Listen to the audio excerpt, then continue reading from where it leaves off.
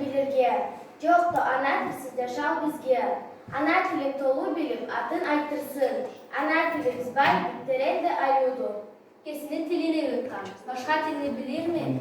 Dilini bilmegen, keskin söyleşir mi? Men sensiz canmaz yurdumda, men sensiz atsız atılım. Yoktu yaşal sensiz bizge, kol boyayıp ana tili bizge. Cavcavlanca, cumuşak tilim, tuğan günümde, tuğan seninle. Seni sunga dünyanı, süygenme sanayman halkıma telinge. Senin uluda bolurla tilli, sav adam ulu ornalgan yerde. Anam detmeyene ağzını yarıp, birinci kere aytkanma sende. Anı içinde açı bolganı, Karaçaylı seni kıydırsa, bir kişi söyleşken tilde. Tilini bildirgü ete çaynasa. Anam desek birinciye, tokta, atam desek, çıbık at kaçabık mine, yürektegi sözde teksep. Ana dilim, canınız sende, tabarma men, gerek sözü.